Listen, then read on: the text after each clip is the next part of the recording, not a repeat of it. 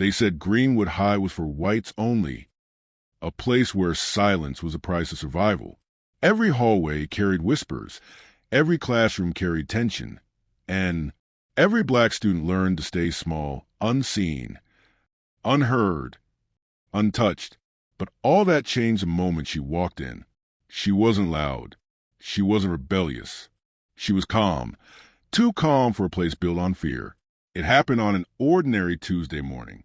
The sun was cutting through the blinds, scattering light across the classroom floor. The teacher's voice was a dull hum in the background, but the whispers behind Susan were sharp, deliberate. The bullies always whispered first. Then they laughed. Then they acted. But before we continue, tell us where you are watching from in the comments. Subscribe and turn on the bell notification so you won't miss any upcoming stories. They called it Greenwood High, a place where dreams were supposed to take flight. But to some, those dreams had their wings clipped before they even reached the air. Here, the walls weren't painted with pride or learning. They were layered with silence, a silence thick enough to drown in. You could feel it the moment you stepped to the front gate, that quiet, invisible tension, humming beneath every whispered conversation. It wasn't written on any rule book, but everyone knew Greenwood had its unspoken order. The black students kept to one side. The white students ruled the rest. The teachers, most of them, turned their eyes away, pretending balance where there was bias, peace where there was fear. Every corner told a story. The lunchroom tables, segregated not by law, but by habit. The sports board in the hallway. Every team photo filled with the same faces, the same smiles that never seemed to include everyone. Even the trophies gleamed like they knew who they belonged to. And then there were the lockers, the old metal kind, painted in chip green, each one carrying someone's life in miniature, books, notes, insecurities. But for some students, those lockers were targets. Notes slipped inside that said, "You don't belong here." Stickers torn off, names scratched out. Sometimes, someone would find their books drenched, their gym shoes missing, their hairbrushes gone. It was a message not written in ink, but in cruelty. In this world, you learned quickly that survival meant invisibility. And no one understood that better than Susan. She was the kind of girl who carried herself like she was trying not to take up space. Shoulders slightly inward, eyes down when the hallways grew loud. Her smile was quiet, but when she gave it, it was real. She didn't gossip, didn't chase attention. She just wanted to pass through the school year unnoticed. To the teachers, she was polite.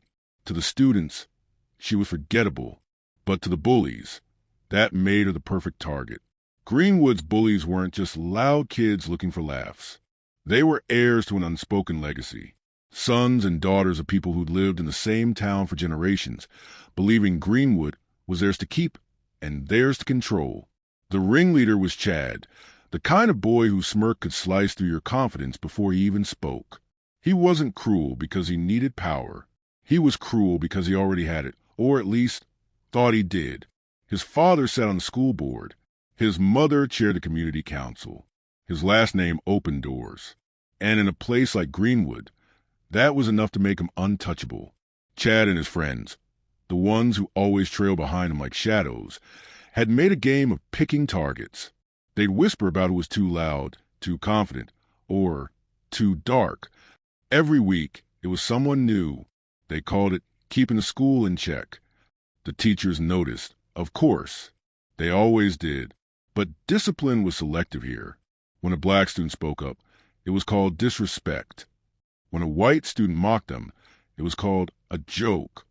And everyone learned, one way or another, that silence was safer. So the school carried on, a machine of quiet oppression, greased by fear and apathy. Susan entered this world in the middle of fall.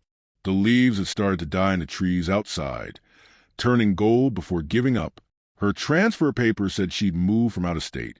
No record, no drama, just a clean slate. Her mother worked long hours at the hospital. Her father, well, no one knew much about him. She didn't talk about her past. She didn't talk much at all. Every morning, she walked to school with her backpack tight against her shoulders, earbuds in, head bowed just enough to avoid eye contact. In the classroom, she sat near the window, third row, last seat, always half hidden by the curtain's shadow. She took notes, raised her hand occasionally, and smiled politely when called on. But there was something about her silence that unsettled people. The kind of calm that made those who thrived on noise uncomfortable. Bullies, especially, couldn't stand quiet strength because they mistook it for weakness. And that's how it began. It started small. A whisper behind her in the hallway. New girls got attitude. Then laughter. Then a shove in the locker line that no one saw. Then a stolen notebook returned with pages torn out.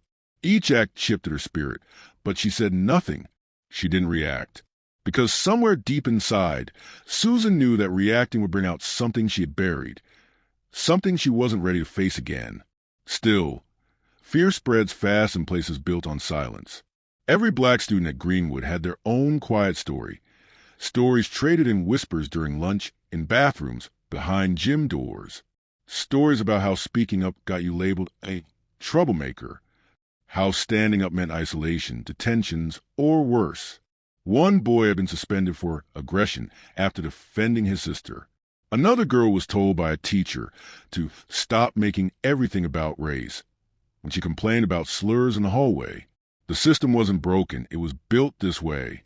And every day, Susan walked through it. The walls, the whispers, the invisible lines that separated one world from another. The only person who ever tried to talk to her was Maya, a black girl from her English class who wore her hair in colorful braids and laughter like armor. Maya didn't scare easily. She'd learned long ago that silence never protected anyone. "Girl," she said one day, catching Susan at her locker, "you can't keep shrinking yourself. They see that, they'll keep pushing."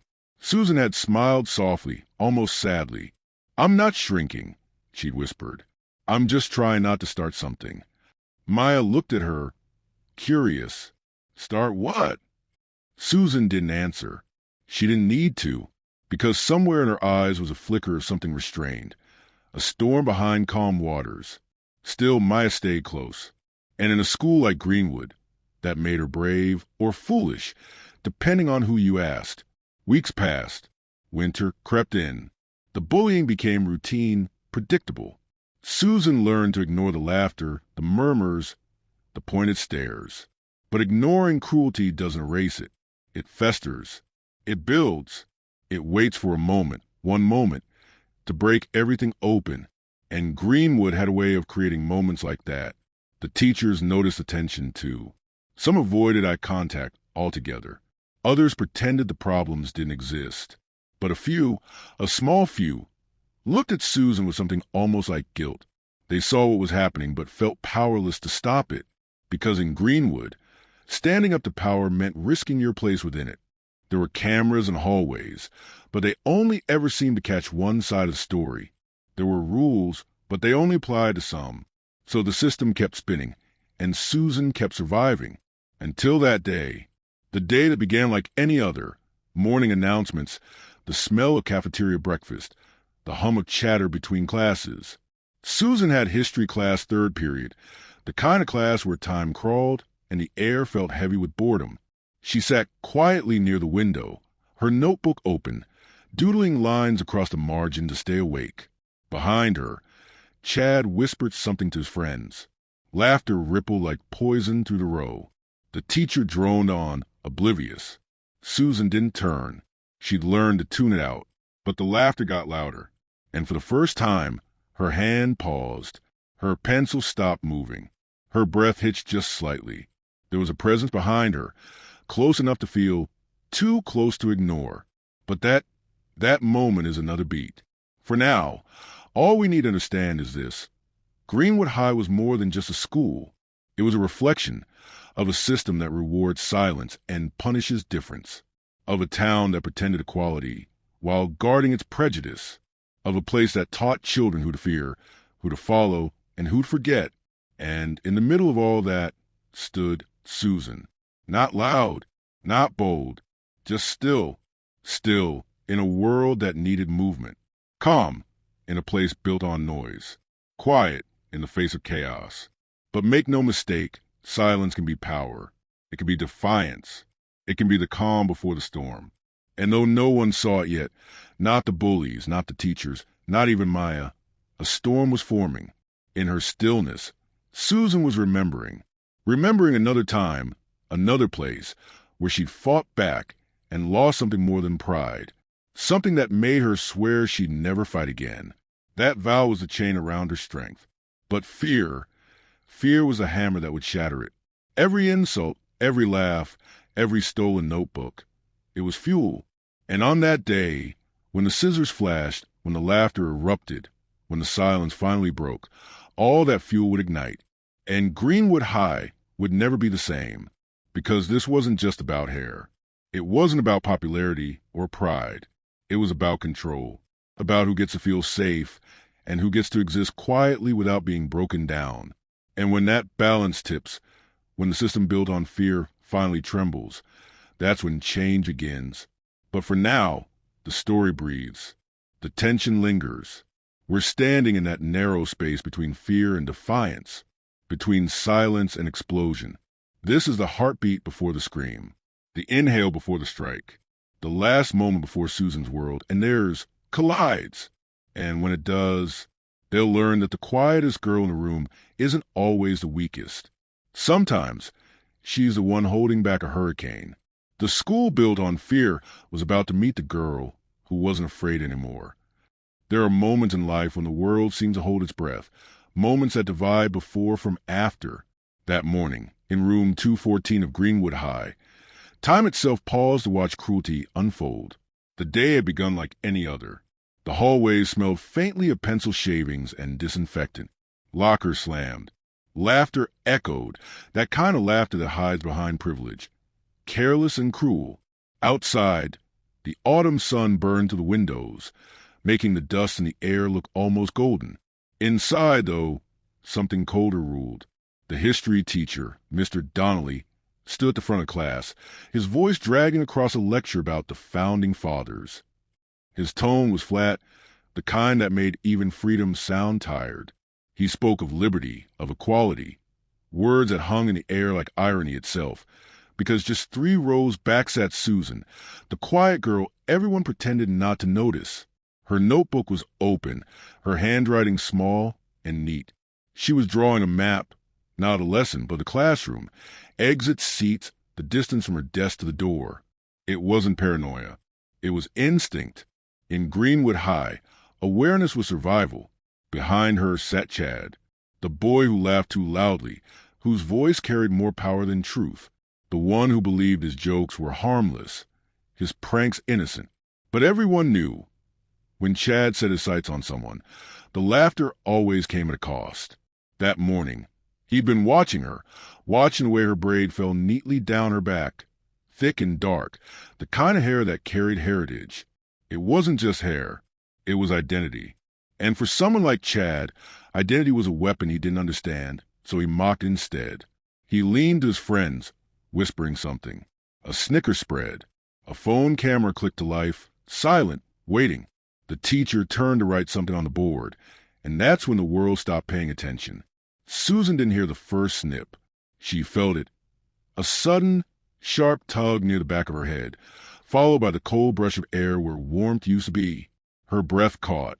Time fractured. Every sound in the room warped into a dull echo. The scrape of a chair, the muffled giggle, the soft clink of metal scissors closing again. And then the sound, the unmistakable snip that would change everything. Her braid, the one she'd carefully tied that morning, the one her mother had combed for her before work, slid from the edge of the scissors and fell onto the white tile floor. A soft thud, then silence. Every eye turned. Every smirk froze. Chad was still standing there, holding the scissors in one hand, a smug grin spreading across his face like poison. His friends were laughing, not all of them out loud, but with that same cruel energy that thrives in cowardice. One of them muttered, "It's just a joke." Another whispered, "Oh my God, he actually did it." And somewhere near the window, someone pulled out a phone. Susan didn't move. She didn't cry. She didn't scream. Her hand hovered above her desk, trembling, not from fear but from restraint. The kind of restraint that comes from years of holding something powerful inside. Her heart was racing, pounding against her ribs like it wanted out. She stared straight ahead, eyes unfocused, but her mind was racing backward, through memories she thought she'd buried for good, back to the dojo, back to the sound of her father's voice echoing across the mat. Control, Susan. Always control. The world will test you. Don't let it break you.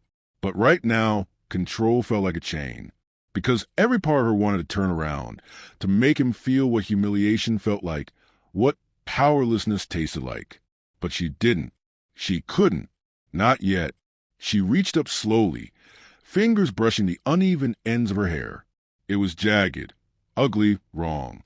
It wasn't about vanity. It was about violation. Hair, for her, wasn't just decoration. It was legacy.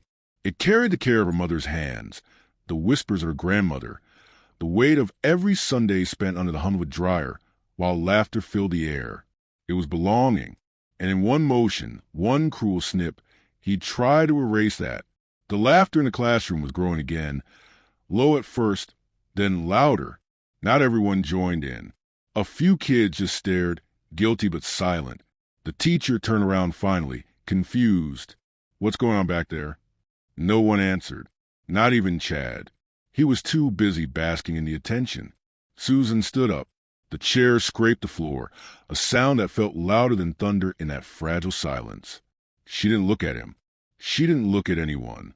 She just gathered her books, placed them neatly in her bag, and bent down, slow, deliberate, to pick up the severed braid.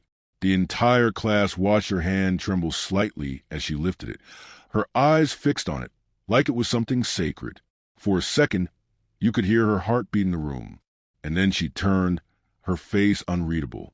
Calm. Too calm. That calmness scared people more than anger ever could, because anger you can predict. Calm?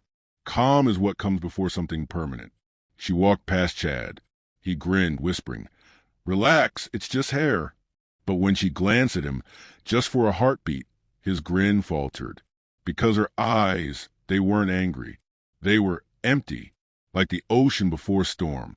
She walked out of the classroom without saying a word.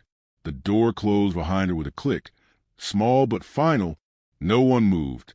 No one breathed. And for a few seconds, it was as if the room itself understood what had just happened. That a line had been crossed so completely there was no going back. The teacher asked, "What happened?" No one answered. Phones were tucked away. Laughter faded. The braid lay in Susan's bag, but the shame stayed in that room. Not hers, but theirs.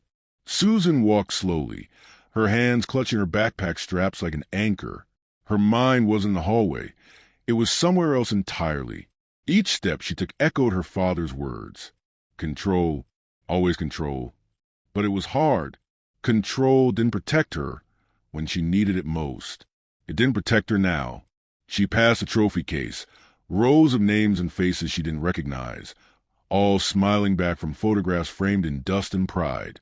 None looked like her. For the first time since she arrived at Greenwood High, she felt it fully. The isolation, the coldness beneath the surface. She wasn't just different. She was unwelcome. And now, thanks to a pair of scissors, everyone would have a piece of her story to share. But they wouldn't tell it right. They'd twist it.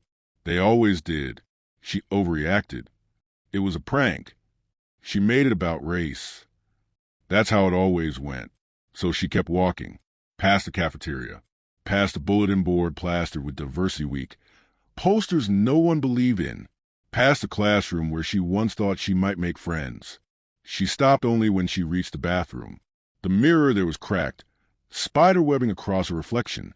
She stared into it for a long time, half her braid gone, stray hairs framing her face, eyes red, not from tears, but from holding them back.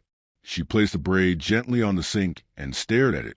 Then she whispered to herself, to the memory of her father, to the silence that filled her chest. "It's just hair, right?" But she didn't believe it, not for a second, because hair wasn't just hair. It was history, and he cut through it like it meant nothing. Her fist tightened. For a brief moment, the muscle memory of every fight, every kata, every stand surged back through her veins. The posture, the breath, the stillness before the strike. But she exhaled, slowly, steadily. Control, always control. She wasn't that girl anymore, the one who fought back without thinking, the one who almost broke someone once. That was before the promise, before her mother's tears, before the vow to never raise her hand again. She splashed water on her face. The cold shocked her back into the present. Somewhere behind her, the bathroom door creaked open. Maya's reflection appeared in the cracked mirror. Maya didn't say anything at first. She just looked at her, really looked, at the missing braid, at the quiet devastation hiding behind stillness. Then, softly, "Susan, what did they do?" Susan didn't answer. She didn't have to. The silence said enough. Maya's eyes filled with anger. "You can't let them get away with this." Susan turned to her, voice barely above a whisper. "If I fight, I lose. And if you don't?" Susan didn't answer, because deep down she knew, either way, she'd lose something. Maya placed a hand on her shoulder, gentle but firm. "They think you're weak. Don't let them write your story for you." Susan looked at her own reflection again. For a long time, she didn't see herself. She saw the girl in the dojo, barefoot on the mat, her father correcting her stance. She saw her mother, combing her hair before school, humming softly. She saw every time she'd swallowed pain just to stay unseen. And she realized she couldn't stay unseen forever, because silence didn't protect her. It protected them. Back in room 214, the tension still hung thick. Chad was laughing again now, trying to regain control of the room. "What? It's not that deep. She's fine. It's just a joke." But deep down, even he could feel it, that sense that something had shifted, that the girl he thought was harmless wasn't broken, just quiet. And quiet things, when they break, don't make noise.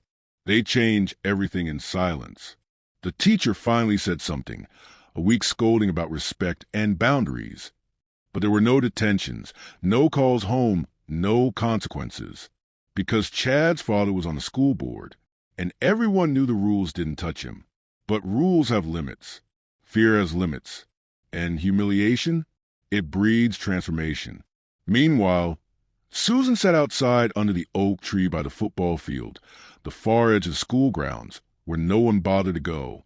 She ran her fingers through her hair, feeling the uneven edges again and again, until the sting in her chest turned into something else.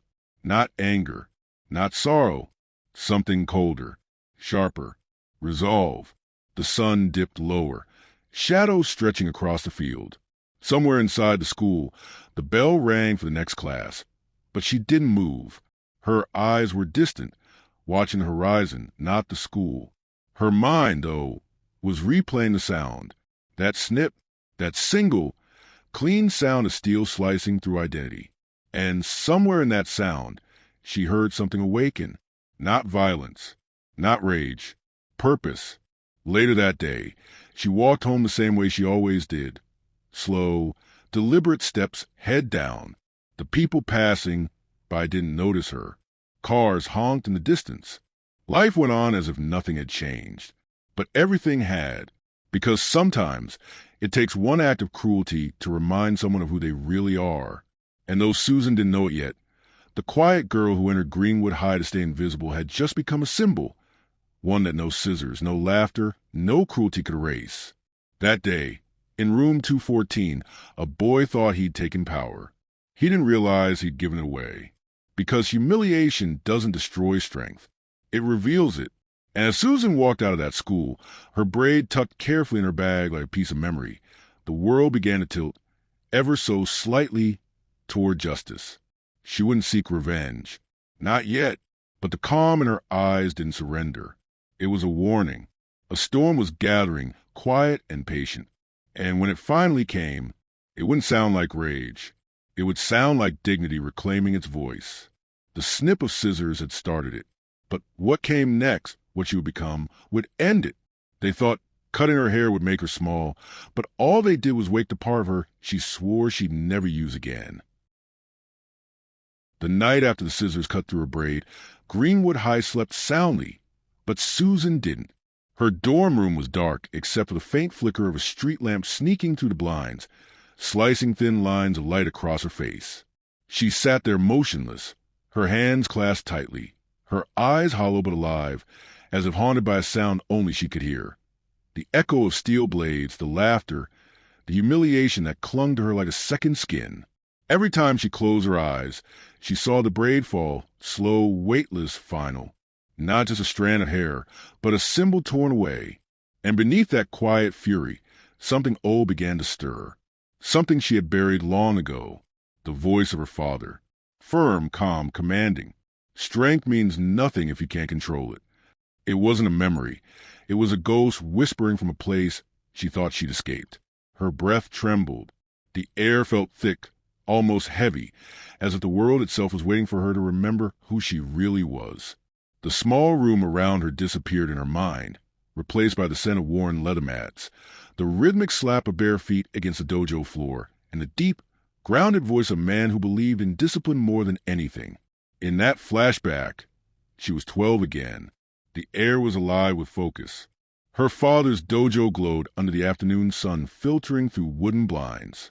Every movement was measured, every exhale deliberate.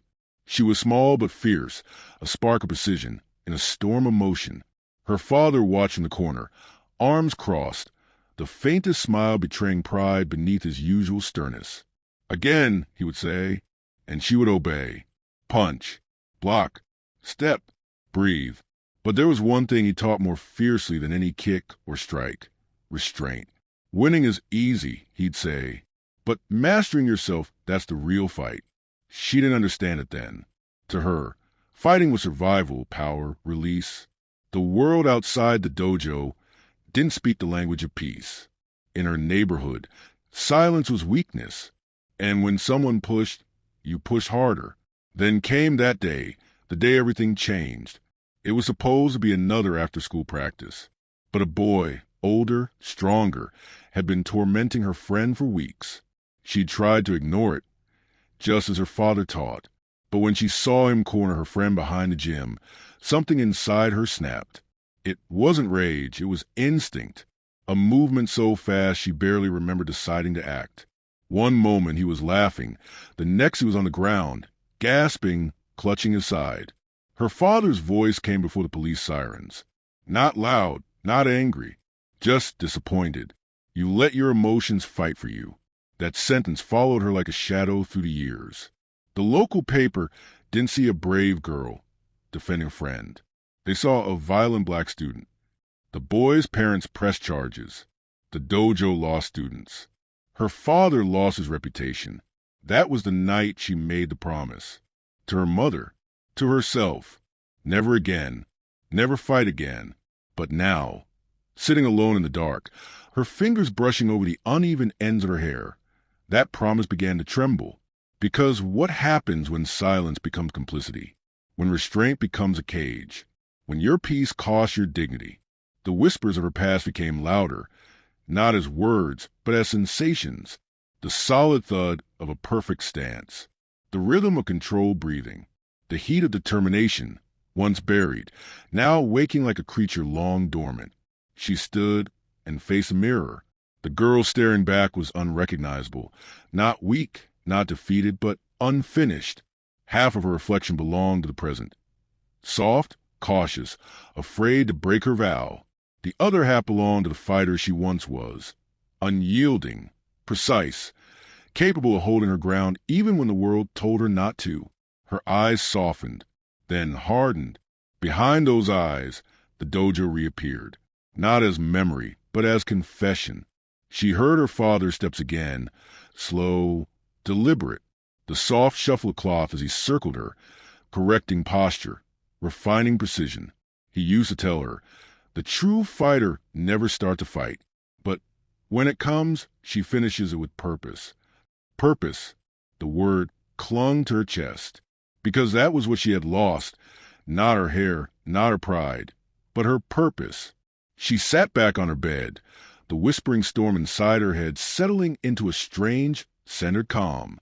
Not peace control, the kind her father spoke of, the kind that doesn't seek revenge, but resolution. But control, didn't silence the past. It amplified it. The sound of students laughing in her memory twisted into the laughter from earlier that day. The echo of her father's voice blurred with the mocking voices of her classmates. The dojo mats faded into the tiled classroom floor where her hair had fallen. The past wasn't a ghost anymore. It was a mirror showing her that every moment she stayed silent, every insult she let slide, every act of cruelty she ignored, she wasn't honoring her vow. She was betraying the very strength her father had taught her protect. She rose again. The mirror now reflected not just one girl, but the shadows of all who came before her. Her father, her mother, her ancestors who bore the weight of survival without surrender. And in that reflection, she found something terrifying and beautiful. Balance. It wasn't rage that filled her chest. It was clarity, the kind that sharpens the air, the kind that turns fear into purpose. Outside, the first light of dawn broke through the blinds, painting her face gold. It caught the uneven strands of her hair, turning what was meant as humiliation into a silent crown. The world hadn't changed. Greenwood High was still a place of whispers and prejudice. The same halls, the same eyes that refused to see. But something within her had shifted, like tectonic plates sliding into alignment after years of pressure. She whispered to herself, not as a vow, but as a reminder. Control doesn't mean silence. As she walked to school the next morning, every sound around her felt amplified. The crunch of gravel beneath her shoes, the faint rustle of leaves, the distant chatter of students. Each step carried the weight of her past and the whisper of her father's teachings. Inside the hallway, eyes followed her as always, but now there was something different in her walk. No hesitation, no fear, just centered stillness, the kind that makes even bullies hesitate without knowing why. She passed the classroom where it happened. The chair she sat in still had a small clump of her hair caught in the wheel. She stared at it, not with pain, but with acknowledgement. It wasn't just a remnant. It was evidence, proof of where the story had broken and where it would now continue. In her mind, the whispers continued, her father's voice, her own breathing, and beneath it, the low hum of something awakening. Quiet power, patient and precise. This wasn't about vengeance anymore. It was about reclamation, reclaiming her name, reclaiming her space, reclaiming the balance between strength and peace. Because strength wasn't the opposite of restraint. It was the mastery of it. And as she took her seat, the entire room seemed to sense it. The unspoken shift in energy, the calm before lightning. No words, no confrontation. Not yet, just silence, the kind that makes the guilty squirm. And in that silence, Susan found her center again, not as the girl who vowed never to fight, but as the woman who finally understood what her father meant. Strength means nothing if you can't control it. She could now. But she also knew something her father never taught her, that sometimes control isn't about holding back. Sometimes it's about knowing when to stop holding back. And that moment, she realized, was coming soon. The whispers of the past weren't haunting her anymore. They were guiding her. Every breath she took was a reminder of the life she refused to live in fear. Every step she took toward that inevitable confrontation was fueled not by anger, but by purpose. And when the final moment came, she wouldn't fight because they mocked her. She would fight because the quiet ones, the ones who stayed silent for too long, needed someone to remind the world that silence isn't the same as surrender. Her story, once written in whispers, was now sharpening into a battle cry. Susan stands at the edge of control and courage. Her past no longer a wound but a weapon. The stage is set. The storm is coming. And the girl they thought they broke is just beginning to rise. Morning came heavy with whispers, the kind that slither through hallways before the first bell even rings. Greenwood High had always fed on gossip, but this morning, the air was different, charged, expectant, almost electric.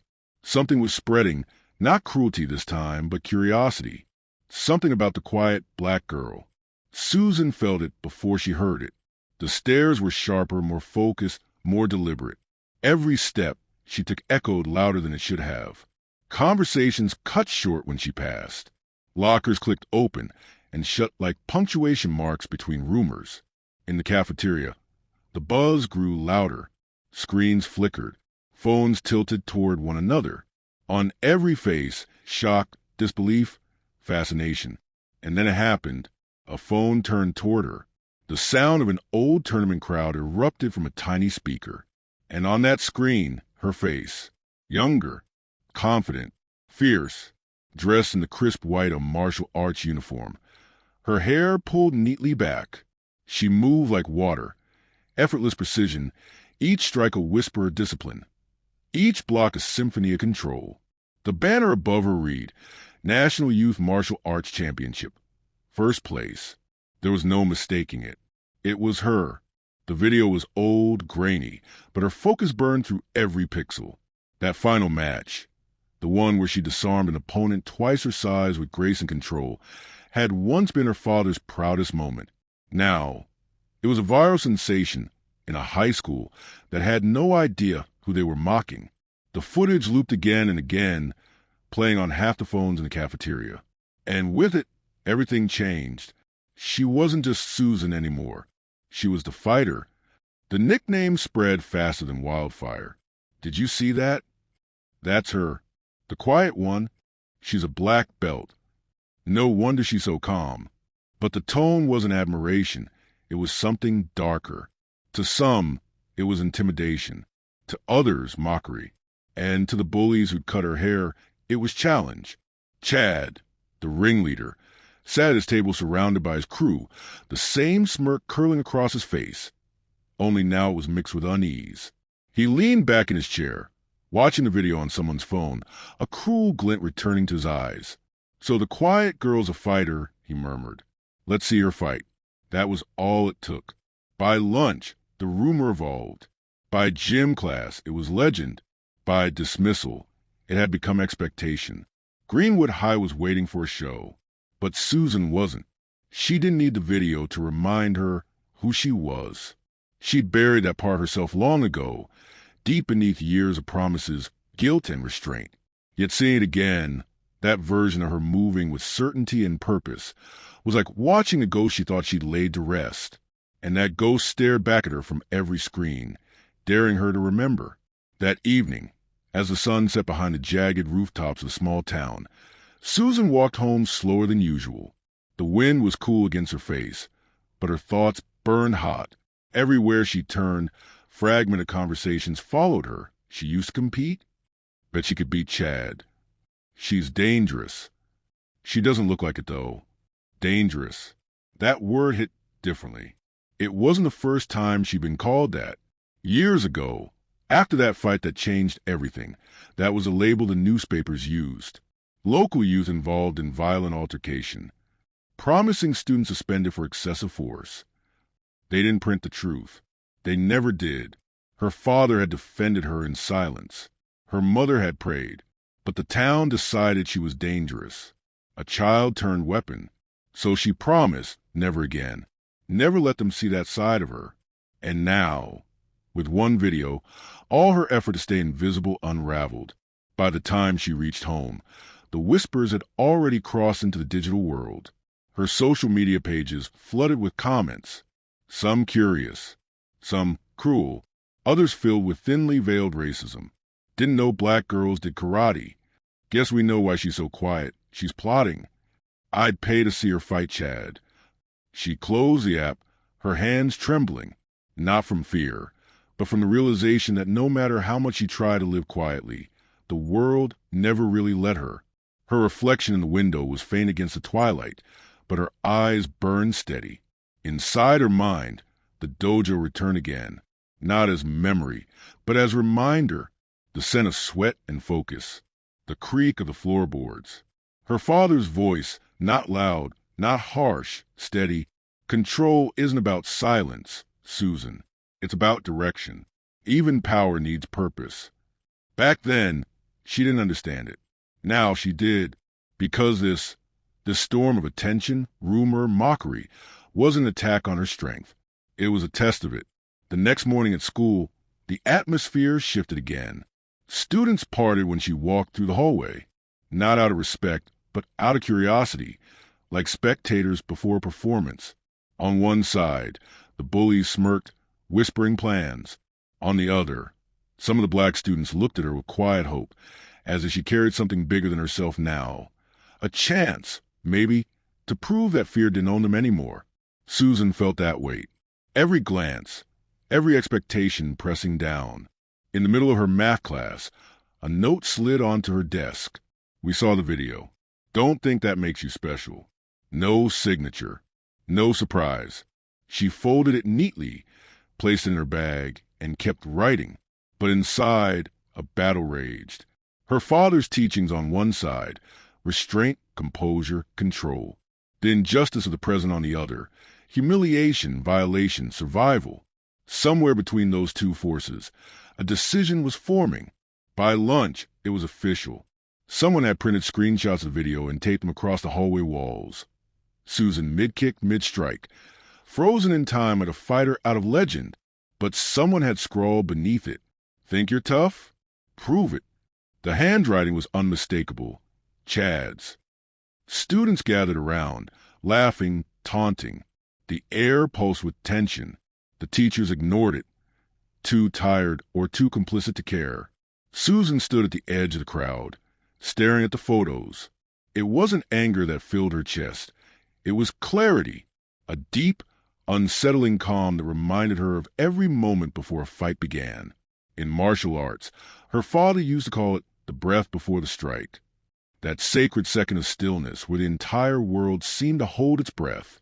That's what she felt now, because Chad didn't realize it. But he had done more than challenge her. He had reawakened her. The hidden champion wasn't a rumor anymore. She was real, and she was remembering. That night, Susan went back to the old storage box under her bed, the one she hadn't opened since the promise. Inside lay fragments of another life. A folded white GI, still crisp but faded, a tarnished gold medal, a photograph of her father and her after the championship, both smiling, her holding the trophy with wide, innocent pride. She ran her fingers over the medal's rough edges. It was heavier than she remembered. The past didn't feel distant anymore. It felt alive, humming quietly in her bones. And as she stared at that picture, she realized something. She had spent years trying to suppress who she was, but her father never wanted her to stop fighting. He wanted her to choose her fights. He didn't raise a weapon. He raised a warrior. And warriors, even silent ones, know when the battle finds them. The next day, the whispers became bolder. "Hey, champ, show us a move. Come on, karate girl, prove it." Bet she's scared. Every taunt felt rehearsed, as if the school had turned into an audience waiting for the climax of a story they thought they controlled. But they didn't understand the real story. Because the true fight wasn't fist and fury. It was patience, restraint, timing. And Susan, the hidden champion, was a master timing. By afternoon, the storm had a face. Chad smug grinned in the courtyard, surrounded by his loyal shadows. He stood near the basketball court, tossing a ball lazily in his hands, eyes fixed on her as she walked by. "Hey, fighter girl," he called, loud enough for everyone to hear. "You planning to show us some moves, or just stare like a scared puppy?" The courtyard fell silent. Dozens of eyes. Phones ready. The perfect stage. Susan didn't stop walking. Didn't flinch. But her silence cut deeper than any comeback could. Her composure infuriated him. "You think you're better than us, huh?" he barked. "You think you can come to our school, act all tough, and—" He didn't finish, because she turned. Not quickly. Slowly. Deliberately. Her gaze met his, steady, unbroken. No anger. No fear. Just truth. And in that silence, for the first time, he faltered. Because there's something about a person who's truly calm. Not from weakness, but from knowing exactly what they're capable of. That's what he saw in her eyes. Control. Power. Certainty. The same thing she had once buried, now rising again. That moment didn't end with a fight. It ended with realization. For Chad, realization that he'd underestimated her. For Susan, realization that she didn't have to prove anything. The truth was already written in her stance, her breath, her silence. The crowd dispersed, disappointed there was no spectacle. But for Susan, that was victory. The kind her father would have respected. Because sometimes the strongest statement isn't the one shouted in anger, it's the one made without a word. Yet, even as she walked away, she knew it wasn't over. The school didn't want peace. It wanted entertainment. And when cruelty is entertainment, silence only fuels the hunger.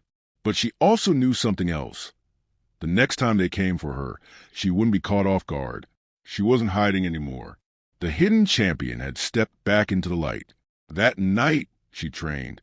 Not in a dojo, not under anyone's guidance, but in her small room, with the soft hum of the ceiling fan and the quiet of midnight as her witnesses. She cleared the space, breathed in, centered herself. The first dance came easily. The muscle memory never truly left. Her hands flowed through patterns, precise, sharp, controlled. Every motion was a conversation between past and present. With each kick, she shed the weight of fear. With each strike, she reclaimed her name. With each breath, she grew lighter. Not angry, not vengeful, just whole again. When she finished, she stood still in the dark, her chest rising and falling slowly, the faintest smile touching her lips. The fighter wasn't returning. She had never left. She had only been waiting for permission to exist again. The next morning, the whispers hadn't died, but neither had her resolve. She walked into Greenwood High with a calmness that radiated. The bullies saw it first, that stillness that wasn't fear but focus. The teachers noticed it next, the way her silence carried authority. And the black students, they noticed too, and for the first time they smiled. Something had shifted in the balance of Greenwood High. The quiet girl had become a symbol, not of violence, not of defiance, but of power under control. And that power would soon find its test, because word of the dojo girl had reached ears far beyond the students, to the principal, to the staff, and even to someone more dangerous, Chad's father, a man who sat on the school board, a man who believed discipline belonged to authority, not to the oppressed. And when he heard that a black girl with violent tendencies was making waves in his son's school, he didn't see a victim. He saw a threat. The system that had once punished her years ago was waiting again, quietly, patiently. But this time, she wasn't the same girl. This time, the hidden champion had nothing left to hide. In the span of a few days, the rumor had turned into a movement. Some students began training in secret, inspired by her courage. Others simply walked taller.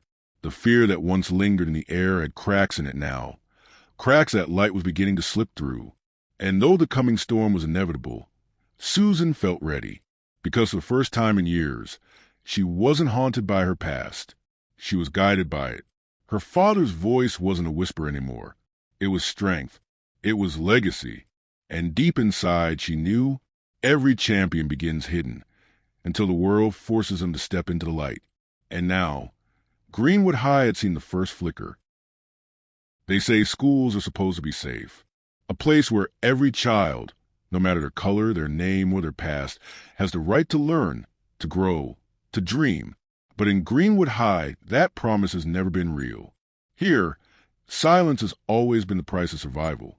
And Susan, she's learning that lesson the hardest way possible. The morning after the incident, the laughter still echoes in her mind. Not because it was funny, but because it was cruel. Because cruelty has a way of repeating itself long after the act is over. She can still feel the weight of the scissors slice, the snickering faces around her, the sting of humiliation that words could never capture. But worse than the laughter is what comes next, when the system that's supposed to protect her becomes the one protecting them. Susan sits in the principal's office. The walls are cream-colored, the air still, the smell of lemon polish masking something rotten underneath. She sits upright, hands folded, eyes steady, the same calm that once held a fighter's discipline. Across from her, Principal Hayes flips through a file, uninterested, detached, as if the pain of a young black girl is an administrative inconvenience. Her voice trembles slightly as she explains what happened. The scissors, the laughter, the humiliation. But Hayes doesn't hear pain. She hears trouble. And trouble is something the school doesn't like to associate with certain students. Because the truth is, Greenwood High doesn't see all its students equally. It never has. The trophies in the hallway, the smiling faces on the banners, the golden plaques, all tell one story. We are proud of our own. But our own has always meant something narrow, exclusive. When Susan finishes speaking, Hayes adjusts her glasses and sighs. Not with empathy, but irritation. The kind of sigh that says, "Here we go again." Then she says it. The line that slices sharper than any scissors ever could. You people need to learn to adapt. Those words hang in the air like poison. You people, two words that divide the world into us and them. Two words that carry decades of history, oppression, and indifference. In that moment, Susan understands something her mother always warned her about. In some places, the rules aren't written on walls. They're written in people's hearts. Hayes closes the file, smiles faintly, and adds, "It's best to move on. Don't escalate things. Move on." That's the system's favorite command. It's how injustice hides in plain sight, disguised as calm reason, order. But Susan isn't calm. Not anymore. Inside her, the silence that once protected her begins to crumble.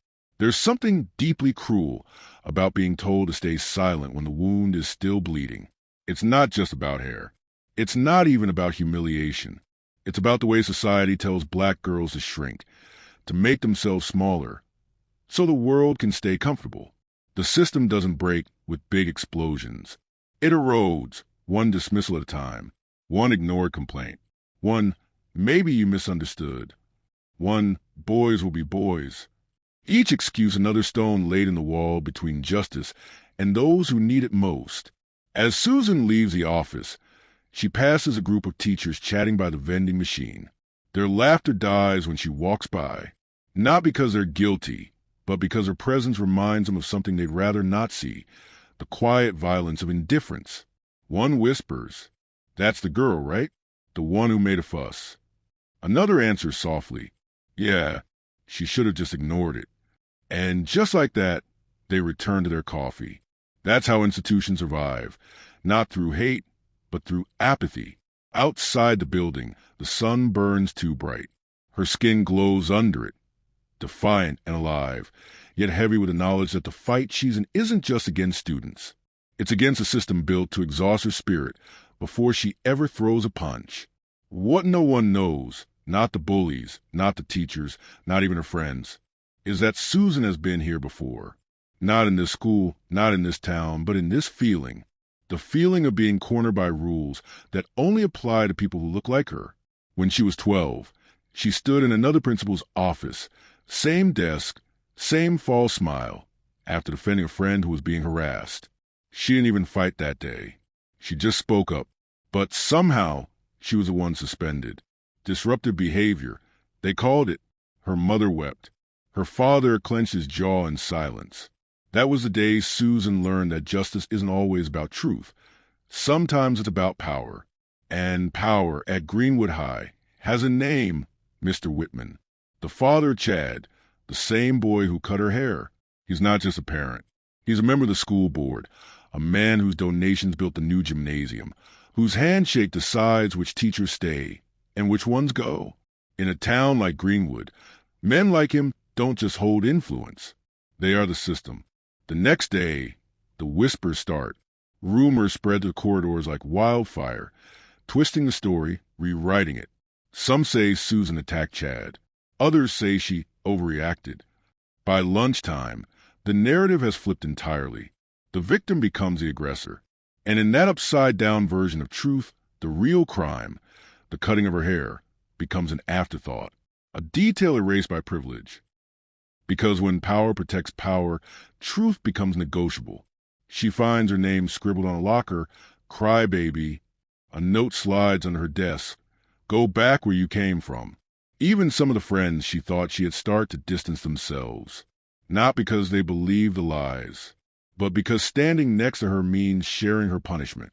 In every system designed to suppress, isolation is the first tactic. It's not about breaking your body. It's about convincing you that no one will stand with you when it breaks. Injustice doesn't always roar. Sometimes it whispers through hallways, hides in emails, and sits quietly behind polished desks. It teaches the oppressed to doubt themselves and the privileged to look away.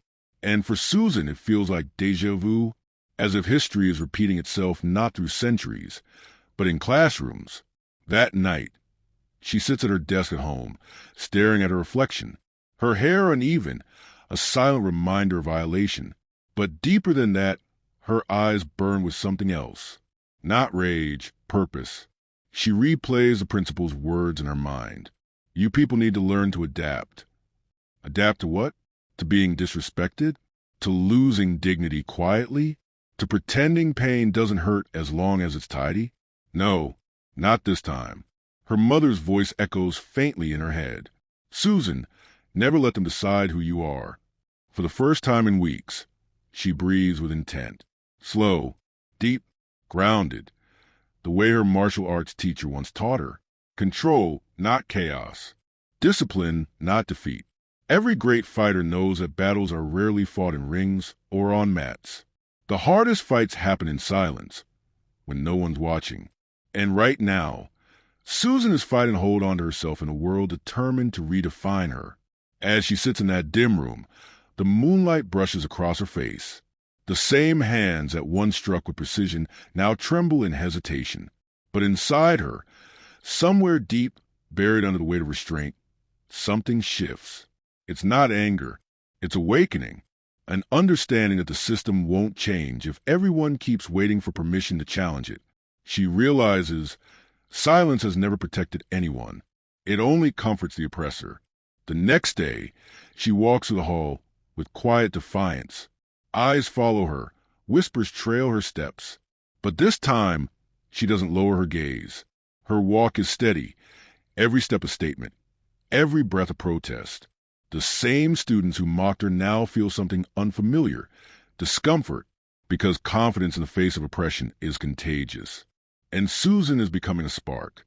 But sparks are dangerous in systems built of dry lies and brittle pride. They spread fast, and soon those in power notice. That afternoon, a memo circulates among teachers. Be cautious of confrontational students. They mean her, the same student who was humiliated now branded as a threat. Not because she fought, but because she refused to break. That's the pattern of every unjust system. First, they ignore you. Then, they label you. Then, they try to contain you. But sometimes containment fails because truth doesn't fit neatly into their boxes.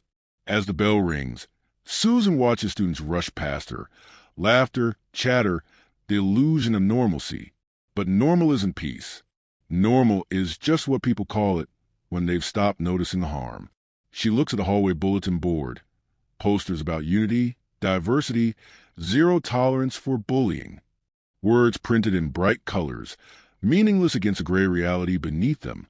She wonders how many students before her sat in that same office, heard those same hollow promises, and decided silence was safer. But she also wonders, what if one of them had refused to stay silent? Would things have changed? That's when it hits her. She's not just fighting for herself anymore. She's fighting for everyone who ever stayed quiet because they thought no one would believe them. For every black student who walked these halls pretending not to hear the whispers. For every girl who learned to smile through humiliation because speaking up was making trouble. This is bigger than her hair. Bigger than Greenwood High. It's about dignity. Something no system, no principle, no school board can ever give or take away. Dignity is self-earned, self-defended. And for the first time, Susan feels it return like a pulse beneath her skin. By the end of the day, she knows the system won't change overnight. The principal will keep her smile. The board member will keep his seat. The rumors will keep spreading. But she also knows this. The moment she stopped asking for permission to exist, the system started losing its power. Because injustice relies on quiet victims. And Susan isn't quiet anymore. The silence that once shielded her has become her weapon. Not to hurt, but to reveal. And though the walls of Greenwood High still stand, something inside them has cracked. Something unfixable. Because when one girl dares to challenge the machinery of oppression, even with nothing but truth, the gears start to rust. As the screen fades to black, The narrator's voice softens, no longer describing, but reflecting. The system didn't fail Susan. It was never built for her in the first place. But what they didn't expect was that one day the girl they dismissed would learn how to fight back, not with fists, but with unshakable courage. And when courage meets injustice, the system always trembles. The halls of Greenwood High hum with a familiar silence, the kind that pretends to be peace. But silence, Susan has learned, isn't peace. It's pressure. It's the pause before something breaks. Every step she takes echoes down those polished corridors, a rhythm of defiance in a world built to mute her. The air feels different now, thicker, watchful. Students whisper her name, not with kindness, but curiosity. To them, she's become a rumor, wearing a uniform. The angry girl, the problem. But to herself, she's something else entirely. She's becoming awake. Days have passed since the meeting with the principal. Days since the realization that no adult here will stand for her. And in those days, something inside her has changed. Not visibly, not loudly, but quietly, the way embers change before they ignite. Her walk is calmer, her posture straighter. The same self-control she once used to hold herself back now begins to center her. Her stillness becomes unsettling, because calmness, in a place ruled by intimidation, is rebellion. The bullies sense it. They see it in her eyes, that stillness they can't read, that quiet strength they can't touch. And insecurity breeds cruelty. When the powerful feel threatened, they don't reflect, they provoke. It begins small, a shoulder bump in the hallway, a shove near the lockers. Books knock the floor, laughter following like a shadow. The teachers look away. They always look away, not because they don't see, but because acknowledgement means responsibility. And responsibility is heavier than silence. The system trained them well. Keep the peace, even if it means ignoring the fire smoldering beneath. But fire doesn't care for policy. It spreads anyway. The whispers grow sharper. She thinks she's better than us. She's dangerous. She used to fight. Every rumor, every distorted story fuels the spectacle. Because at Greenwood High, gossip is currency, and Susan has become the richest story in town. The bullies can feel their grip slipping. Their dominance relies on fear, and Susan's silence has started to erode it. When fear fades, the throne of intimidation begins to crumble. And so they plan something final, a test, a provocation meant to remind her and everyone watching of their power. It happens on a gray Thursday afternoon. Rain clouds smother the sun, trapping the day in dullness. The air smells like wet metal and soap. Susan finishes gym class early, heading to the locker room alone.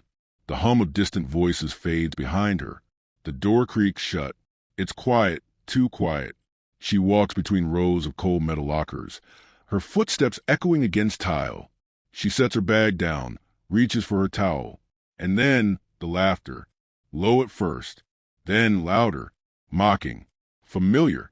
The same laughter that filled the classroom the day her hair was cut. That sound, cruel, unrestrained, slices through the still air like glass. They're here, the bullies. Not just Chad, but two others, emboldened by his father's power and the system's silence. They stand at the far end of the locker room, shadows cutting through fluorescent light, blocking the exit. No teachers, no witnesses, just them. The air thickens, not with fear, but memory. The dojo, her father's voice. The smell of sweat, mats, discipline. Breathe through it, Susan. Control the storm before it controls you. The lesson returns, uninvited but needed. Her pulse slows. Her jaw relaxes. Her breath evens. Control, always control. They taunt her, though the words blur into noise. Because this time, words are powerless. She doesn't flinch, doesn't move, only listens, not to them, but to herself. The past and present overlap, the humiliation, the meetings, the laughter, all merge into a single truth, that there's nowhere left to retreat to, no authority left to trust, only the mirror of her own reflection staring back, asking, how long will you keep pretending peace means safety? That question becomes her heartbeat. Steady, relentless, a rhythm of awakening. She bends down, tying her shoe. The simplest motion, deliberate grounding, because fighters don't react. They prepare. Every muscle in her body remembers. Every nerve recalls a language of movement. The years of training she buried, surfacing quietly, without anger, without chaos. Just readiness. In her chest, the storm gathers, not the wild kind that destroys, but the focused one that defines. The bullies step closer. Their confidence, loud and careless. Their laughter bounces off the walls. But she's not in that room anymore. Not fully. Her mind drifts to the dojo. The smell of chalk and sweat. Her father's hand adjusting her stance. His voice calm. The moment before the fight decides everything. That's where the warrior lives. This, right now, is that moment. The space between calm and chaos. The breath before the fire. One of them nudges her shoulder. Another slams a locker beside her. Metal rattles like thunder. Still, she doesn't react. Her stillness unnerved them. They expected fear, not focus. And fear of the unknown makes predators clumsy. She feels it, their uncertainty. The shift in power so subtle yet seismic. Because true power doesn't roar. It waits. The air feels heavy with inevitability. Like the world itself is holding its breath. And in that silence, something ancient awakens in her. A voice that has slept too long. A legacy of resistance that predates her parents, her ancestors. A voice that says, enough. It's not rage. It's reclamation. A reclaiming of dignity stolen, again and again, by people who believed silence meant submission. And now, the silence turns against them. Her breathing slows further, deliberate, meditative. Her feet plant. Her center holds.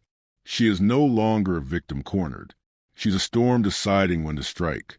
Outside, the rain begins to fall. Each droplet hits the school roof like a heartbeat, steady, relentless, building tempo. The lighting flickers. Thunder rolls. Nature itself seems to echo her calm fury.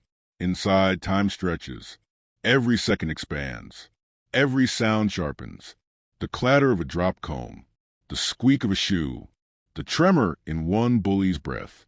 Tiny details amplified, as though the world wants her to remember this moment. Because this is where everything changes.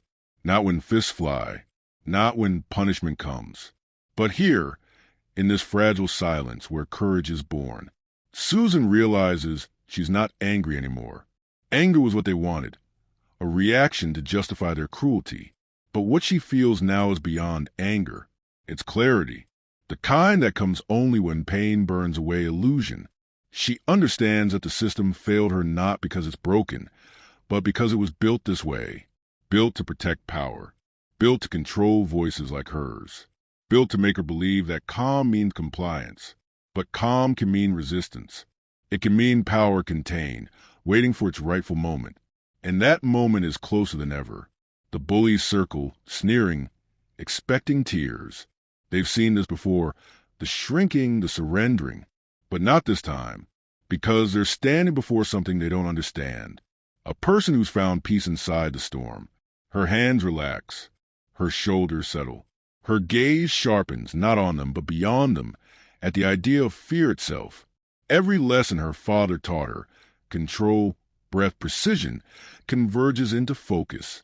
Every scar the system left on her spirit becomes armor. She doesn't move yet, because real strength doesn't rush. It waits for the right beat, the perfect breath. That's why this beat is called the spark before the fire, because this is where power lives, not an explosion, but in the moment before it. The spark is invisible to the eye, but felt by everyone in that room. Even the bullies sense it, a chill, a shift. Their laughter falters. Their confidence flickers. Something unseen is unfolding, something they can't stop. Because Susan isn't just one girl anymore. She's every girl who's ever been cornered. Every black student who's been told to keep quiet. Every human being who's been made to choose between peace and self-respect. In her stillness, there's rebellion.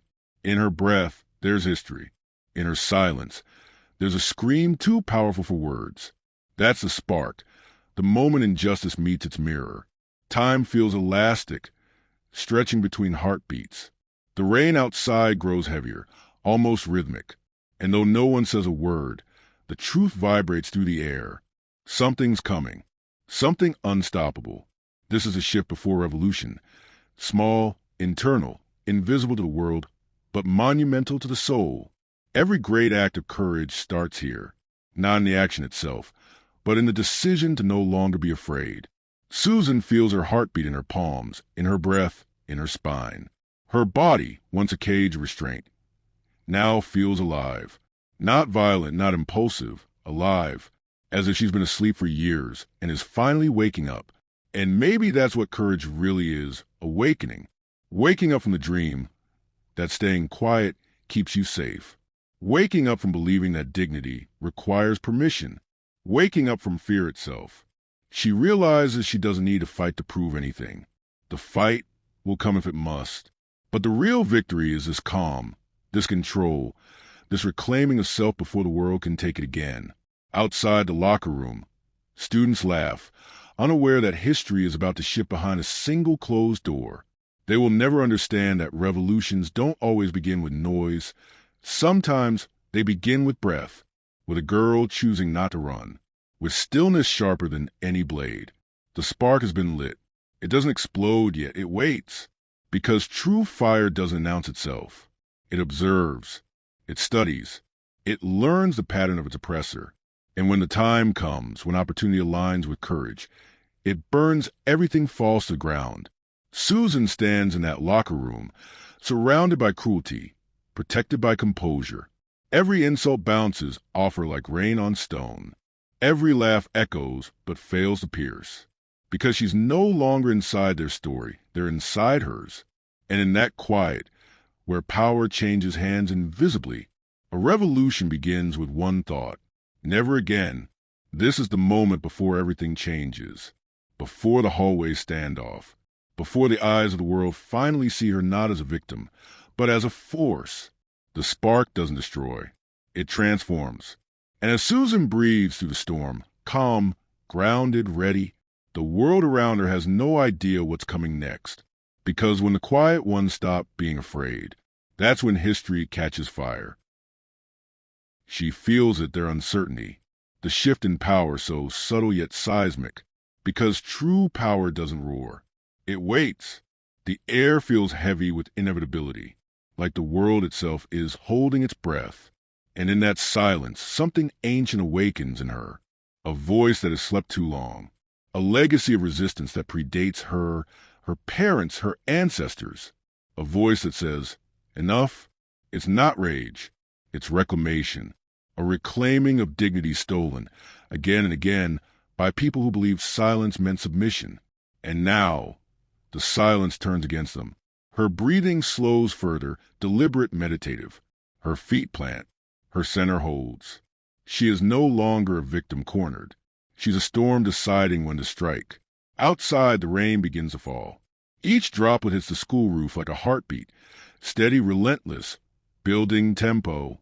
The lighting flickers. Thunder rolls. Nature itself seems to echo her calm fury. Inside, time stretches. Every second expands. Every sound sharpens. The clatter of a dropped comb. The squeak of a shoe. The tremor in one bully's breath. Tiny details amplified, as though the world wants her to remember this moment. Because this is where everything changes.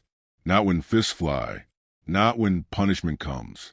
But here, in this fragile silence where courage is born, Susan realizes she's not angry anymore. Anger was what they wanted, a reaction to justify their cruelty. But what she feels now is beyond anger. It's clarity, the kind that comes only when pain burns away illusion. She understands that the system failed her not because it's broken, but because it was built this way, built to protect power, built to control voices like hers, built to make her believe that calm means compliance. But calm can mean resistance. It can mean power contained, waiting for its rightful moment. And that moment is closer than ever. The bullies circle, sneering, expecting tears. They've seen this before, the shrinking, the surrendering. But not this time. because they're standing before something they don't understand. A person who's found peace inside the storm. Her hands relax, her shoulders settle. Her gaze sharpens, not on them, but beyond them, at the idea of fear itself. Every lesson her father taught her, control, breath, precision, converges into focus. Every scar the system left on her spirit becomes armor. She doesn't move yet, because real strength doesn't rush. It waits for the right beat, the perfect breath. That's why this beat is called the spark before the fire, because this is where power lives, not an explosion, but in the moment before it. The spark is invisible to the eye, but felt by everyone in that room. Even the bullies sense it, a chill, a shift. Their laughter falters. Their confidence flickers. Something unseen is unfolding, something they can't stop. Because Susan isn't just one girl anymore. She's every girl who's ever been cornered. Every black student who's been told to keep quiet. Every human being who's been made to choose between peace and self-respect. In her stillness, there's rebellion. In her breath, there's history. In her silence, there's a scream too powerful for words. That's the spark, the moment injustice meets its mirror. Time feels elastic, stretching between heartbeats. The rain outside grows heavier, almost rhythmic. And though no one says a word, the truth vibrates through the air. Something's coming. Something unstoppable. This is a shift before revolution. Small, internal, invisible to the world, but monumental to the soul. Every great act of courage starts here, not in the action itself, but in the decision to no longer be afraid. Susan feels her heartbeat in her palms, in her breath, in her spine. Her body, once a cage of restraint, now feels alive. Not violent, not impulsive, alive, as if she's been asleep for years and is finally waking up. And maybe that's what courage really is, awakening. Waking up from the dream that staying quiet keeps you safe. Waking up from believing that dignity requires permission. Waking up from fear itself. She realizes she doesn't need to fight to prove anything. The fight will come if it must. But the real victory is this calm, this control, this reclaiming of self before the world can take it again. Outside the locker room, students laugh, unaware that history is about to shift behind a single closed door. They will never understand that revolutions don't always begin with noise. Sometimes they begin with breath, with a girl choosing not to run, with stillness sharper than any blade. The spark has been lit. It doesn't explode yet. It waits. Because true fire doesn't announce itself. It observes. It studies. It learns the pattern of its oppressor. And when the time comes, when opportunity aligns with courage, it burns everything falls to the ground. Susan stands in that locker room, surrounded by cruelty, protected by composure. Every insult bounces off her like rain on stone. Every laugh echoes but fails to pierce. Because she's no longer inside their story, they're inside hers. And in that quiet, where power changes hands invisibly, a revolution begins with one thought. Never again. This is the moment before everything changes. Before the hallway standoff. Before the eyes of the world finally see her not as a victim, but as a force. The spark doesn't destroy. It transforms. And as Susan breathes through the storm, calm, grounded, ready, the world around her has no idea what's coming next. Because when the quiet ones stop being afraid, that's when history catches fire. The air in Greenwood High was heavy that morning. Not because of the weather, but because of everything that had been left unsaid. The halls, lined with blue lockers and flickering fluorescent lights, had seen whispers, laughter, and cruelty. But today, those same walls were about to witness something else. Something that no one expected from the quiet girl who always sat in the back of the class, eyes down, hands folded, voice barely above a whisper. Susan Walker, the girl whose hair had been cut in front of everyone, whose dignity had been mocked and whose silence had been mistaken for weakness, was walking through those halls again. But this time, there was no fear in her stride. She walked like a storm that hadn't announced itself, steady, composed, unhurried. Every footstep echoed, not just in sound, but in meaning. There was purpose beneath every movement, like a melody written long ago, waiting to be played at the perfect moment. The bullies hadn't noticed yet. They were gathered as they always were, laughing near the lockers, bragging about parties, throwing casual slurs as if they were jokes. To them, today was just another day to remind the world that they owned it. But for Susan, today was the day she took it back. The moment began quietly. No grand music, no dramatic camera angle, just a hum of lights and the muffled thud of sneakers on linoleum floors. But sometimes, silence is the loudest prelude to revolution. She turned the corner, her shadow spilling before her. The crowd noticed first, not because of what she did, but because of what they felt. Something shifted. An energy, controlled, calm, yet undeniable, entered the hallway. Heads turned, conversations froze mid-sentence. For a second, no one could explain it. Then they saw her, Susan, the girl who had walked out of the classroom with half her hair gone and tears that refused to fall. The girl who hadn't fought back, hadn't screamed, hadn't even looked back. They thought she was broken. They thought the story had ended there. But her eyes, those calm, unwavering eyes, told a different story now. Chad saw her too. The self-proclaimed king of Greenwood High. The boy who thought power came from fear. He smirked at first, that same arrogant curve of the lips that had humiliated countless others before her. But this time, Susan didn't flinch. She didn't speak. She didn't gesture. She simply stood still, perfectly centered, her breathing slow and measured. The kind of stillness that doesn't come from hesitation, but from discipline. And that was when the world began to tilt. The first shove came from Chad, of course. That was how bullies started everything. With something small, something they could later call a joke. His hand hit her shoulder, trying to knock her off balance. But instead of stumbling, Susan pivoted, one step, soft, controlled. The movement was effortless, almost graceful. His hand slipped past empty air. It wasn't just a reaction. It was muscle memory, years of training hidden beneath her quiet exterior. The ghost of a dojo lived in that hallway now. The crowd gasped, but she remained silent. No gloating, no glare, just breath, calm and focused. Chad, confused, shoved again. Harder this time. And again, nothing.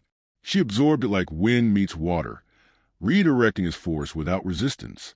Somewhere deep inside, the lesson she once swore to bury whispered through her body. Control, Susan. Always control. Her father's voice echoed faintly in her mind. The strongest fighter is the one who never needs to fight. But that day, she realized something else. Sometimes, the only way to end violence is to show what restraint really looks like when it has power. The second bully, Ryan, tried to join in, laughing as he moved forward. His laughter died before it reached his throat. Susan's movement blurred, precise, economical, no wasted motion. One shift of weight, one time sweep, and Ryan's body met the floor before he even knew what happened. The sound of his fall wasn't loud, but in the silence that followed, it echoed louder than any insult ever thrown. Gasps rippled through the crowd. Phones came out, but even then no one laughed. Because this wasn't chaos, this was control. This wasn't rage, this was balance. Susan didn't attack. She responded. Each motion was deliberate, protective, measured, a choreography of calm defiance. Every step she took, every breath she drew, told the story of someone who had been forced to swallow her pride until it turned into purpose. The hallway began to shift. The fear that lived there, the one that clung to every black student, that whispered, "Stay quiet, don't make trouble," began to crack. It wasn't the sight of violence that did it. It was the sight of grace under pressure. Susan wasn't fighting them. She was showing them. Showing everyone what it meant to hold power without hatred. Her movements weren't fueled by anger. They were guided by dignity. In that moment, every black student who had ever been shoved, mocked, or silenced stood a little taller inside. They didn't have to fight. They just had to see that silence didn't mean surrender. When Chad came again, swinging his arm out of frustration, Susan didn't dodge. She stepped forward, caught his wrist midair, and held it, firm but gentle. The noise died instantly. There was no strike, no kick, no scream. Just one girl holding back the hand that had once cut her hair. The symbolism hung in the air, so heavy it was almost visible. The same hand that violated her, humiliated her, was now powerless against her calm. And in that moment, power changed hands. Her grip tightened, not in anger but in control. She wasn't hurting him. She was stopping him, teaching him and everyone watching. That power without respect is weakness disguised as confidence. For the first time, Chad looked afraid, not of being hit, but of being seen, stripped of his authority, his cruelty made small before her composure. Susan let go, and that was the most powerful move of all, because restraint, when you have every reason to lose control, is the truest form of strength. Then came the silence, the kind that doesn't just fill a room but rewrites it.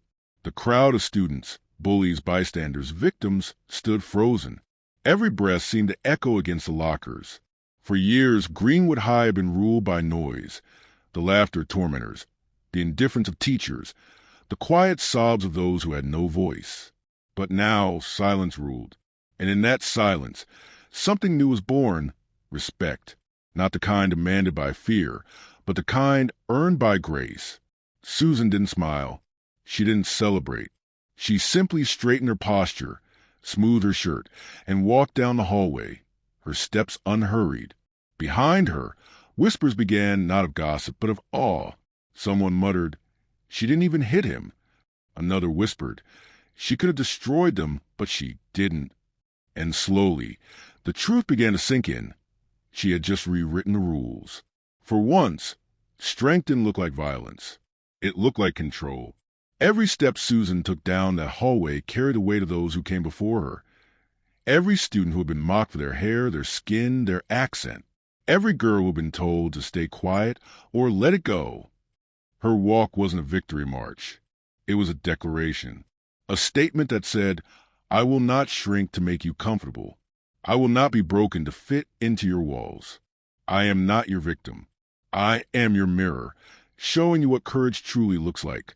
The cameras recorded everything, but what the footage didn't capture, what no screen could ever truly hold, was the shift in energy, the awakening that rippled through every soul watching. For the first time, the bullies weren't the story. She was, not as a fighter, but as a symbol. The quiet girl had become a storm, not one that destroyed, but one that cleansed. And when calm fights back, it doesn't roar. It reshapes everything in silence. There's a kind of strength that doesn't need noise, a kind of courage that doesn't need permission. Susan embodied that in every breath, every step, every measured motion. The hallway that once held cruelty now held transformation. It was no longer just a corridor. It was a witness to what happens when the oppressed stop seeking permission to be strong. When she finally reached the end of the hall, Susan paused. For a heartbeat, she turned her head just slightly. Her eyes met the crowd behind her. No anger, no pride, just quiet conviction. It was a look of someone who had made peace with her past, her pain, her power. Then she walked away, and in her wake, silence lingered, not empty, but full of realization, full of change. Later, people would talk about it as the hallway fight, but that's not what it was. It wasn't a fight, it was a revelation that the most dangerous person in any room isn't the loudest. It's the one who knows exactly what they're capable of and chooses when to show it. That day, Susan reminded everyone that control is not weakness. It's mastery. And mastery, when guided by purpose, becomes unshakable power. By the time teachers arrived, the bullies were silent, not because they were hurt, but because they finally saw themselves for what they were. Children hiding behind cruelty, made small by someone who refused to play their game. And for the first time, they didn't know what to do. You can't fight calm. You can't humiliate grace. You can't defeat dignity. Those things don't bow. They stand. Susan's fight wasn't about fists or fury. It was about reclaiming space, not just for herself, but for everyone who had been told they didn't belong. And when calm finally fought back, it didn't come to destroy. It came to restore balance. Because justice at its purest isn't loud. It's measured. It's deliberate. It's unstoppable. And that's what Greenwood High learned that day. That when calm fights back, it doesn't scream, it doesn't rage. It simply stands. And in standing, it changes everything.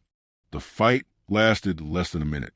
But in that 1 minute, everything changed. What began as humiliation turned into history. By the time the last bell rang at Greenwood High, the story had already escaped the walls of the school. It was no longer just Susan's story. It was everyone's.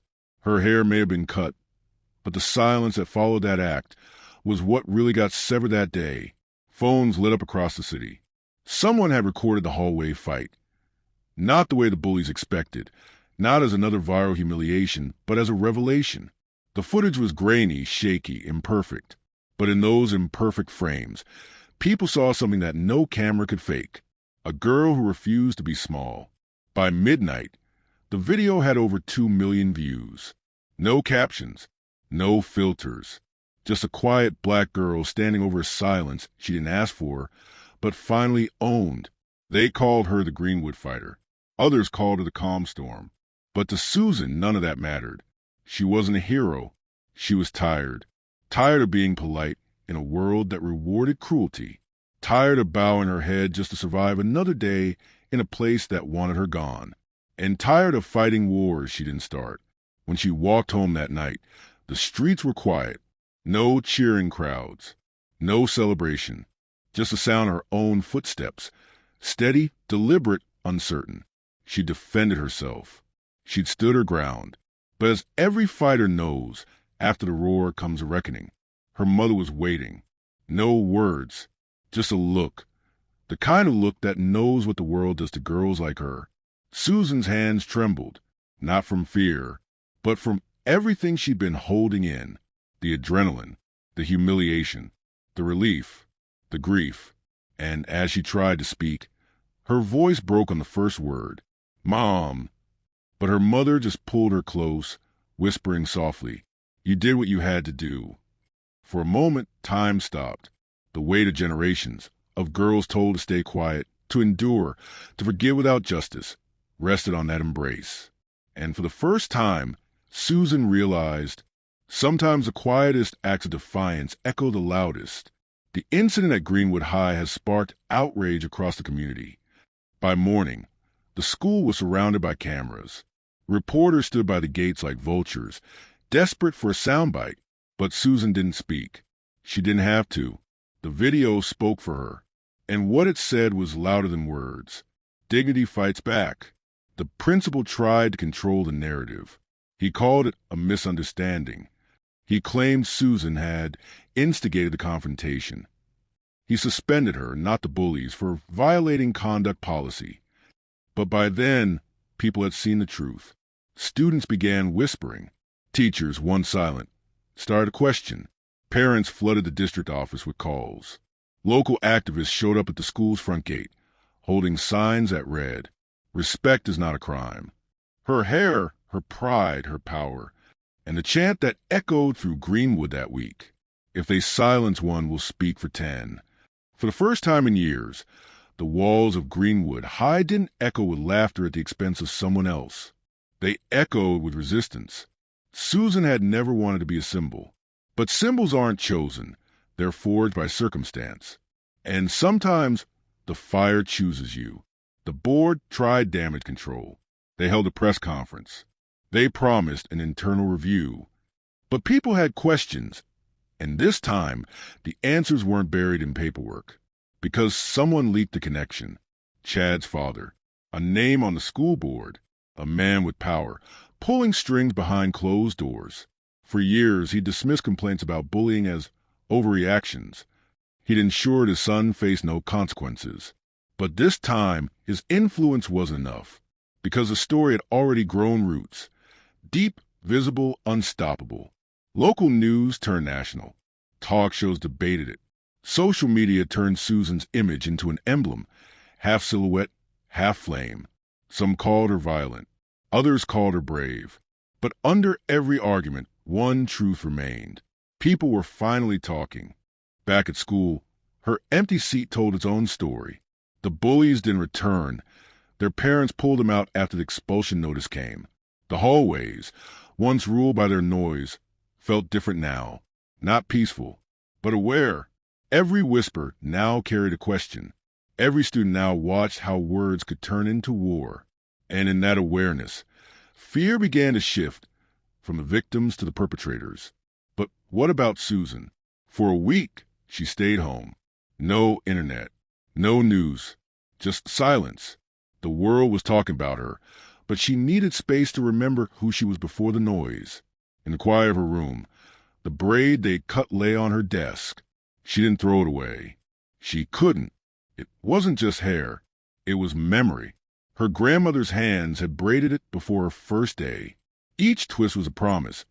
Asterisk, you are beautiful. You are enough. You are strong. Asterisk. And now, looking at it, Susan realized something. They hadn't taken her strength. They'd only reminded her of it. On the 8th day, she returned to school. No security escort. No press statement. Just her backpack, her scars, and her silence. But this silence wasn't submission anymore. It was power. When she walked through those doors, students stopped mid-sentence. Even the teachers fell quiet. And for once, it wasn't the silence of fear. It was respect. She passed the spot in the hallway where it happened. The floor had been polished clean. But if you looked closely, you could still see the faint scuff marks where courage had met cruelty. The principal avoided her eyes. But the new vice superintendent didn't. She approached Susan quietly and said, "Thank you for reminding us what leadership looks like." Those words, simple, genuine, hit harder than any headline. Because for the first time, Susan's fight wasn't being minimized. It was being recognized. The following week, the school introduced new policies. Mandatory anti-bullying sessions, an open complaint system, a student-led diversity council, chaired by Susan herself, not because she wanted the spotlight, but because she knew what silence costs. And from that day forward, every student walking those halls carried a little more confidence, a little less fear, because one girl refused to bow her head. But change is never clean. There were still whispers, still eyes that rolled when she passed. Still parents who muttered, "She brought it on herself." That's the thing about courage. It doesn't erase hate. It exposes it. And once exposed, it forces the world to choose. Stay silent or stand up. Months passed. The news cycle moved on. New stories replaced hers. But in Greenwood, her impact lingered like an echo that refused to fade. Every assembly began with the words, "Respect is strength." The principal resigned quietly. The board member, Chad's father, faced a public ethics investigation. And for the first time in decades, Greenwood High saw a graduating class where no student felt invisible. When graduation day arrived, Susan stood on the stage, hair short, head high. No cap could hide her confidence. As her name was called, a ripple went through the crowd. Then applause. Then a standing ovation. Not for the fight, but for the girl who turned pain into purpose. After the ceremony, a little girl approached her, tiny, nervous, holding a notebook. She looked up and said, "I watched your video. My brother gets bullied too. But I told him what you said. Don't let them decide your worth." Susan smiled. She didn't remember ever saying those exact words. But maybe her silence had spoken them louder than anything else. History doesn't always happen in grand halls or crowded streets. Sometimes it happens in a single act of defiance, one person standing tall where everyone else stayed low. And when Susan walked out of Greenwood that final day, she wasn't just leaving a school behind.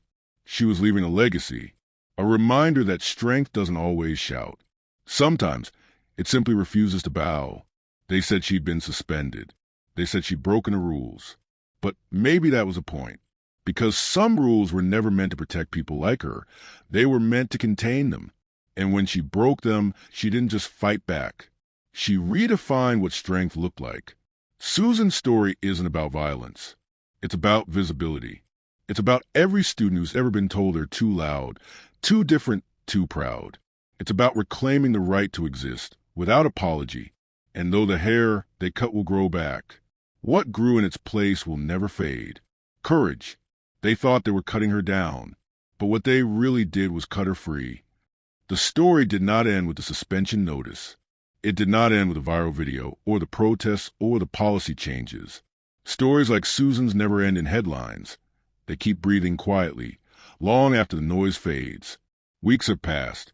The corridors of Greenwood High no longer feel like a battlefield. The air is different, lighter, cautious, learning how to heal. But the scars of history do not vanish overnight. They stay, just beneath the paint, whispering to the walls. It is a crisp Monday morning when the bus doors fold open and a new girl steps down. Small suitcase, shy eyes, braids tucked neatly behind her ears. Her name is Ava Henderson, a transfer student, another name on the roll sheet. But she doesn't know what these halls once held, how silence used to carry weight heavier than books. As she walks, she feels it, the lingering eyes, the quiet curiosity. The ghosts of Greenwood's old order still hover at the edges, testing the temperature of change. Change is a fragile thing. It doesn't march through the door. It tiptoes. It asks permission in places where permission was never granted before. And that morning, change arrived in the form of a nervous black girl holding onto her backpack straps. She walks through the lobby. New smells, new sounds. A mural now covers a wall, a painting commissioned by students. In the center, a silhouette of a girl stands with her hair flowing upward, transforming into the branches of a tree. Underneath, in bold letters, "Respect is strength." She pauses there, reading it twice. Something in her chest steadies. A quiet voice within her says, maybe this time will be different. At the far end of the hallway, another figure moves through the crowd. Short hair, calm expression, same uniform as everyone else, but somehow different. It's Susan. Time has passed, but she still walks with that deliberate grace, the balance of someone who has faced storms and learned to stand inside them. She no longer hides. She no longer apologizes for taking up space. The whispers that once followed her have been replaced by nods, quiet smiles, and the occasional good morning. It's subtle, but it's progress. And sometimes progress is simply a space wide enough to breathe without fear. When Susan sees Ava struggling with her locker, something in her pauses. The new girl's hands tremble as the combination lock clicks aimlessly, the way Susan's once did.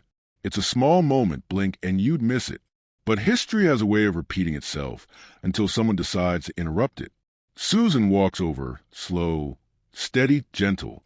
No grand music, no audience, just one girl helping another. She leans down, turns a dial, and the locker springs open. Ava exhales, relieved, whispering a thank you Susan doesn't need to hear. For a moment, the world stands still. Two generations of courage meet.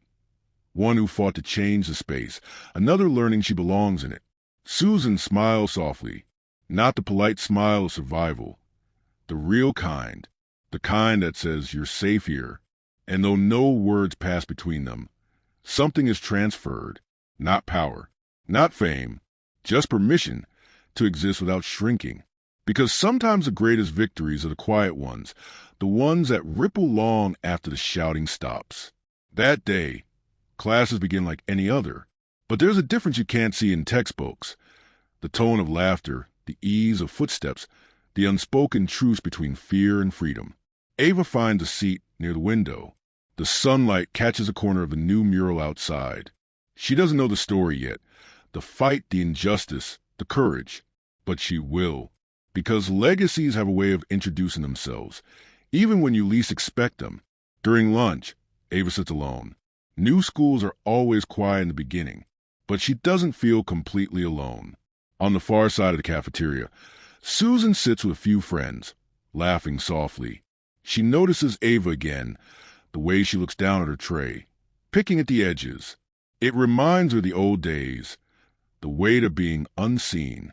So she stands, walks over, and in a moment that seems ordinary but isn't, she places her tray beside Ava's. Mind if I sit? The room doesn't erupt. No one claps. But something invisible shifts again. This is what healing looks like.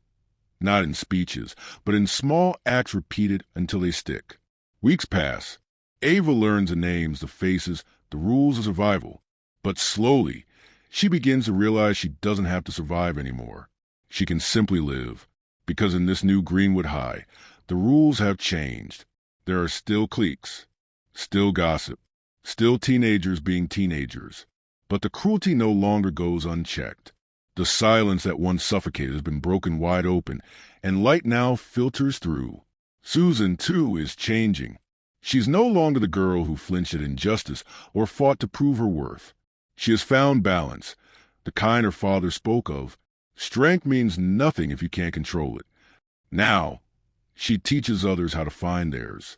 After school, she volunteers at the new self-defense club, not to create fighters, but to teach peace through confidence. Each move she demonstrates isn't about combat. It's about reclaiming control.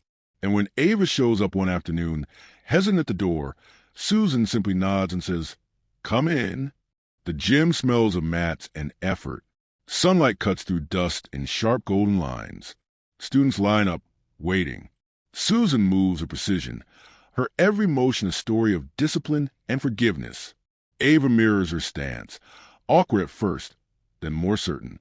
Their eyes meet in the mirror. And right there, in that reflection, you can see the continuation of something bigger than either of them. You can see what legacy truly means. Not to be remembered, but to be repeated. Outside, Greenwood High begins to earn a different reputation. Reporters who once came for scandal now come for transformation. They write about the new programs, the mentorship, the culture shift. But what they don't see are the subtle moments that matter most. A boy returning a notebook he once stole. A teacher apologizing for a bias she didn't realize she had. A group project where diversity is finally an advantage, not a divide.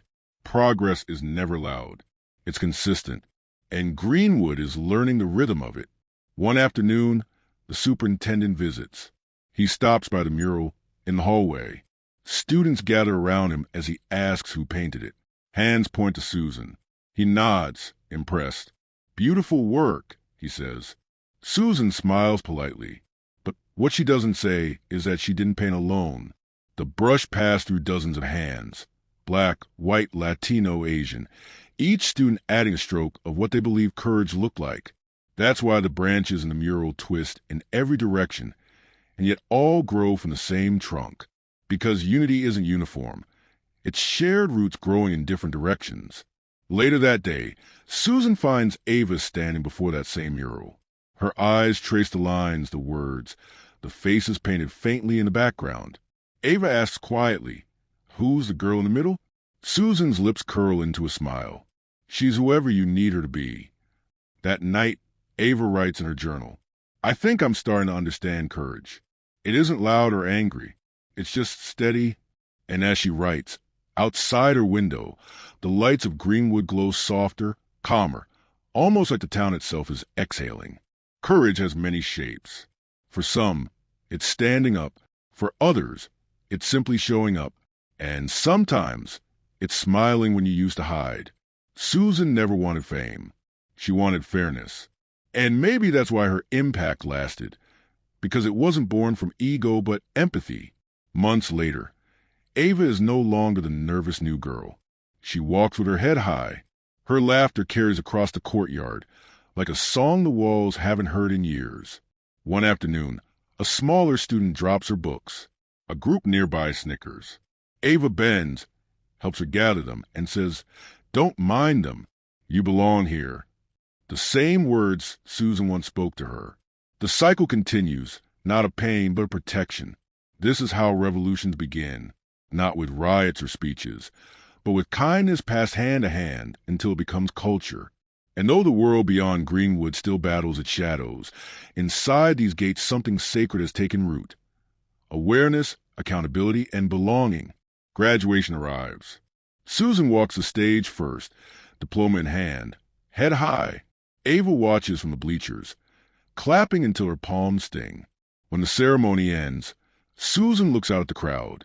No cameras, no chaos, just faces, smiling, different, united. She breathes in. The air feels clean. For the first time, the school feels like everyone's. Later, as the sun sets behind Greenwood's old oak trees, Susan stops by the mural one last time. The branches stretch wider now. Students keep adding to it every semester.